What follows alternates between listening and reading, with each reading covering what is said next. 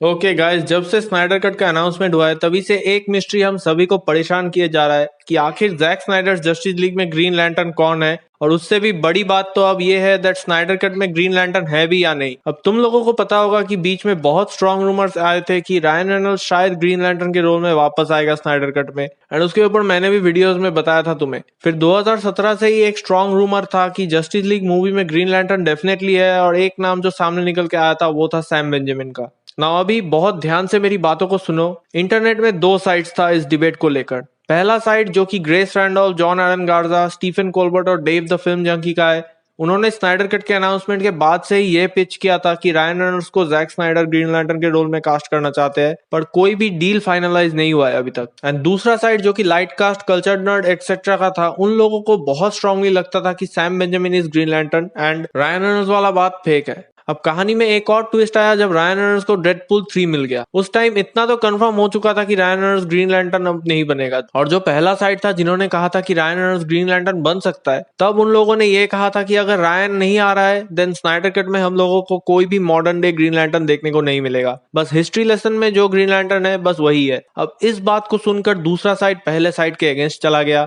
कि उनका बात झूठ निकल गया, तो अब वो अपनी इज्जत बचाने के लिए ये सब रूमर्स फैला रहा है। एंड तब मैंने भी इस वीडियो में अपना ओपिनियन दिया था तुम लोगों के सामने। बट अभी कुछ हफ्ते पहले एक और ट्विस्ट आया इस टॉपिक पे जब टेलर ने, जो कि कल्चर नर्ड का एडिटर है, उसने लाइट कास्ट के साथ पॉडकास्ट में ये बताया दैट सैम ग्रीन लैंटर्न नहीं है। और जो बात पहले साइड ने कही थी कि मॉडर्न डे में कोई ग्रीन लैंटर्न नहीं होगा, दैट इज ट्रू। इसके साथ टेलर ने यह भी बताया था दैट जैक स्नाइडर शायद अपने मूवी में जॉन स्टुअर्ट को लाना चाहते हैं इंस्टेड ऑफ हैल जॉर्डन। इसके कुछ दिन बाद जैक स्नाइडर ने वेरो पे ये कह दिया that Sam Benjamin is not green lantern, और साथ में मार्शियन मैनहंटर का एक कोट मूवी से रिलीज कर दिया गया, there is a war coming. And इस चीज ने कंफ्यूजन और भी ज्यादा बढ़ा दिया था बिकॉज ये लाइन मोस्ट प्रोबेबली फिल्म के एंड का है and this is a warning कि डार्क साइड आ रहा है। अब ये बात मार्शियन किसको कह रहा है उस पॉइंट में हम ऑनेस्टली कंफ्यूज थे, लेकिन जब बैटमैन का ये जो रिसेंटली कैरेक्टर टीजर आया है उसमें हम मार्शियन मैनहंटर का पूरा डायलॉग सुन सकते हैं, तो ये मोस्ट प्रोबेबली बैटमैन को ही बोला जा रहा है। एंड सैम बेंजामिन ने ये बात लाइट कास्ट के साथ पॉडकास्ट में बता दिया है कि वो ग्रीन लैंटर्न का रोल प्ले नहीं कर रहा है। सो एक रूमर था जो लेक हाउस वाला सीन है जहां ग्रीन लैंटर्न ब्रूस को वार्न करने आता है,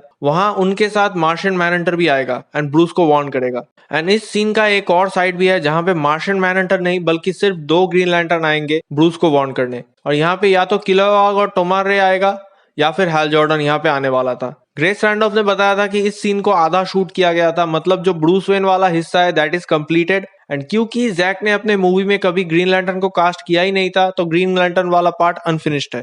and now the talk is, क्योंकि रायन रेनॉल्ड्स नहीं आ रहा है तो ग्रीन लैंटर्न को रिप्लेस करके इस सीन में अभी बस मार्शियन मैनहंटर आएगा, and that is believable. But मेरे को ये कंफ्यूजन है कि मार्शियन सुपरमैन के बजाय ब्रूस को वार्निंग क्यों देगा, बिकॉज उसका तो सुपरमैन के साथ ज्यादा कनेक्शन है। एनीवेज, कहानी यहीं पे खत्म नहीं होती है मेरे भाई, बिकॉज जिस दिन स्नाइडर कट का ट्रेलर आया उस दिन किसी एक बंदे ने साइबॉर्ग के इस सीन में एक ग्रीन शेड दिखाई दे रहा है इस चीज को पॉइंट करके वेरो पे पोस्ट किया था, and Zack Snyder like this post. उसके बाद जैक स्नाइडर ने भी कुछ प्रमोशनल मटेरियल निकाला जहां पे ग्रीन लैंटर्न का एम्बलम भी प्रेजेंट था, तो इस चीज से डाउट फिर से बढ़ गया that why is Zack promoting Green Lantern जबकि वो मूवी में है ही नहीं। फिर टेलर ने ट्विटर पे ये बताया दैट उसको उसके सोर्सेस ने बताया है कि शायद जैक स्नाइडर, वॉल्टर हमाडा और टोबी एमरिक की परवाह ना करके ग्रीन लैंटर्न को शायद उन्होंने डाल दिया है मूवी में। एंड उसके बाद रायन रेनॉल्ड्स ने भी ग्रीन लैंटर्न और स्नाइडर कट को लेकर कुछ ट्वीट्स किया है, एंड उसके रिप्लाई में स्नाइडर कट वाले अकाउंट ने भी यहाँ पे रिप्लाई दिया है जो कि तुम लोग स्क्रीन पे देख सकते हो।